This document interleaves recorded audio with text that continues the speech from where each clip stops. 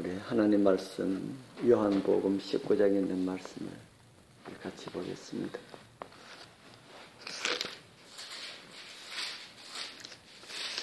요한복음 19장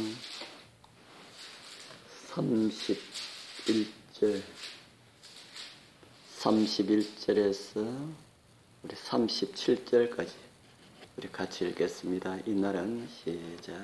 이날은 예비일이라. 유대인들은 그 안식일이 큰 날이므로 그 안식일에 시체들을 십자가에 두지 아니하려 하여 빌라도에게 그들의 다리를 꺾어 시체를 치워달라 하니 군병들이 가서 예수와 함께 못 박힌 첫째 사람과 또 그 다른 사람의 다리를 꺾고 예수께 이르러는 이미 죽은 것을 보고 다리를 꺾지 아니하고 그 중 한 군병이 창으로 역거를 치르니 곧 피와 물이 나오더라.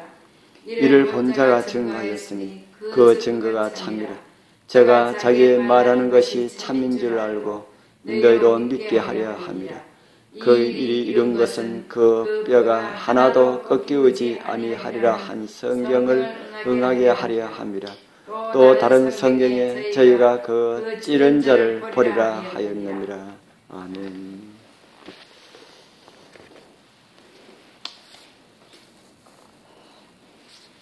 아직 만물이 잠이까지 다 깨지 않은 이 고요한 미명에 주님의 사랑을 더 많이 받고자 주님 앞에 이른 우리 모두에게 하나님께서 성령으로 흡족한 은혜와 우리의 간구의 응답이 이루어지길 축복합니다.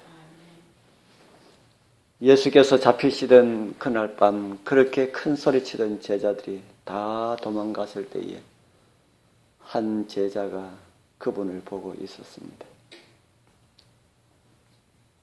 예수님의 재판 과정을 다 지켜보았는지는 알 수가 없지만 그는 골고다까지 따라갔습니다. 그리고 십자가에 예수님을 끝까지 지켰습니다.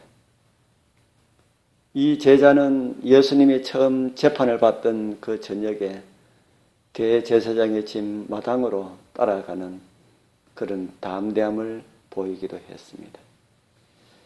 요한은 자기의 말이지만은 정말 예수님의 사랑하는 그런 제자로 불릴만 하다는 그런 생각이 듭니다.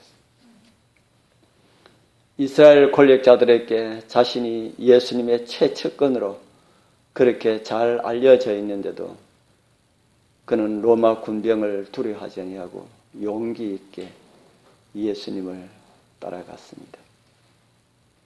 이런 점을 미루어 볼 때에 요한이 다른 새 복음서 기자가 알지 못하는 그런 이야기를 복음서에 기록할 수 있었다는 것은 어떻게 보면 당연하다고 그렇게 생각이 듭니다.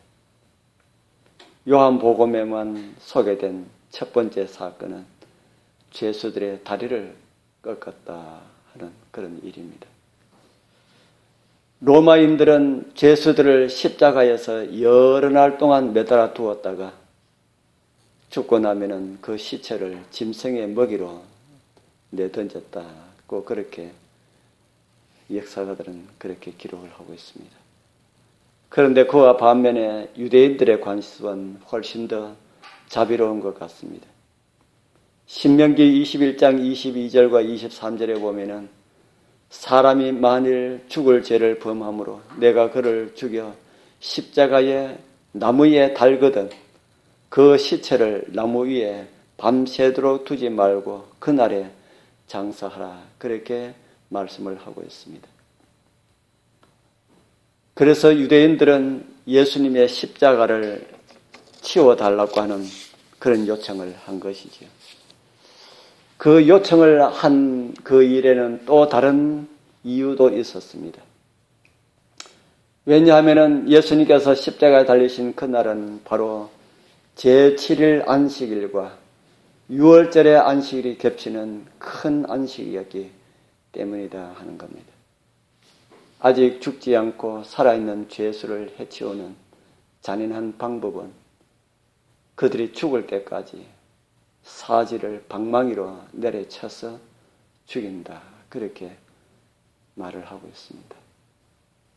그런데 첫 번째 죄수와 마지막 그 죄수는 다리를 꺾어서 그렇게 충격을 가하여서 죽게 했는데 예수님께 가까이 갔을 때는 예수님은 이미 숨을 거둔 그런 상태였다 합니다. 병사들은 예수님의 죽음을 확인하기 위하여서 예수님의 옆구리를 창으로 찔렸고 피와 물이 쏟아졌습니다. 죽은 사람을 창으로 찌르면 피가 나오지 않는다고 합니다.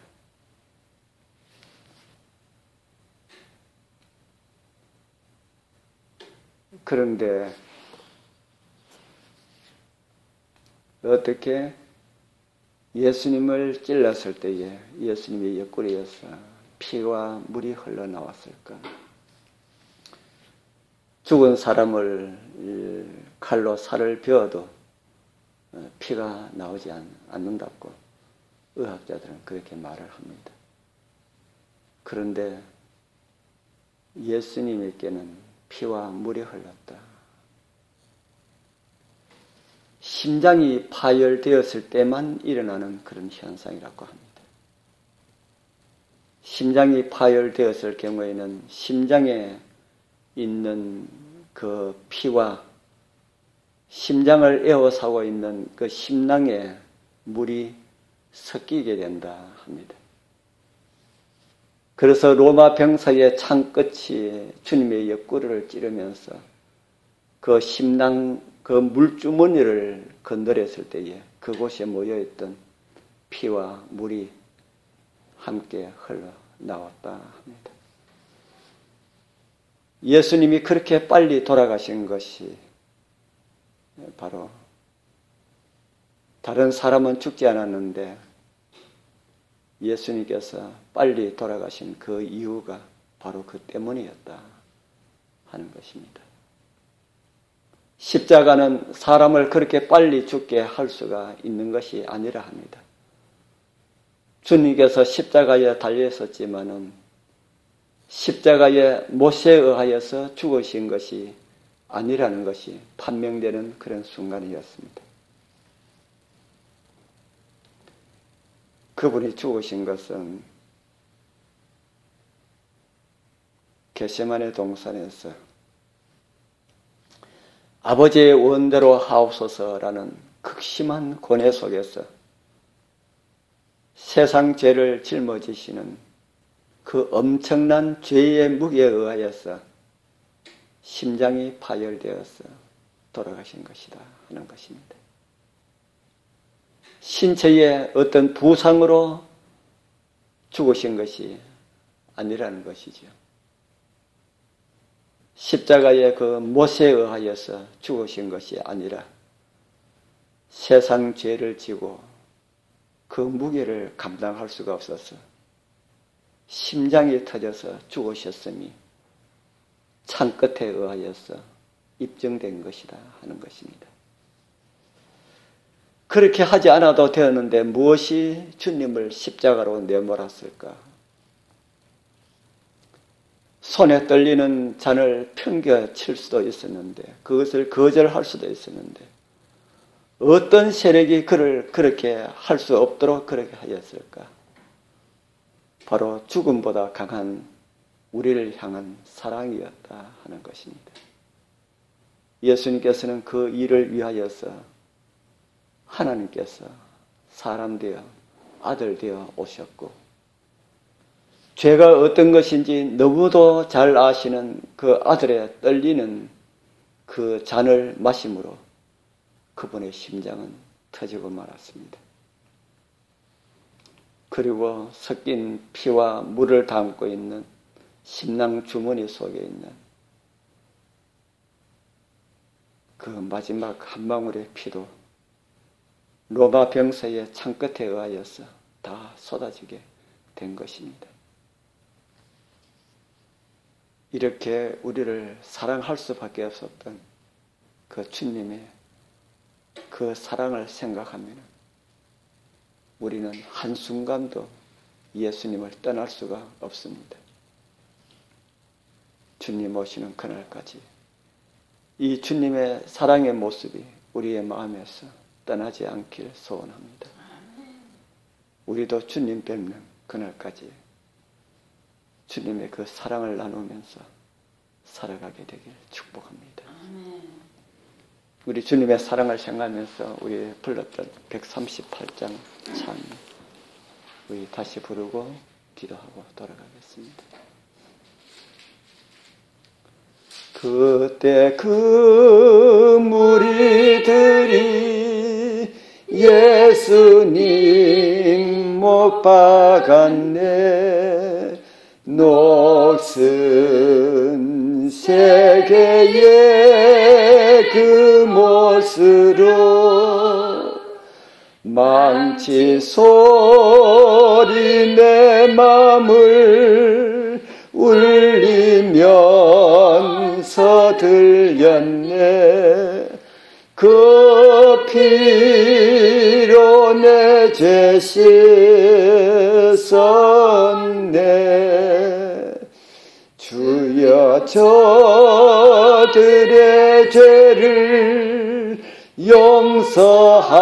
용서하여 주소서. 주님 눈물로 기도했네. 망치 그 보배 핀 나를 위해 흘렸네. 그 피로 내 죄 씻었네.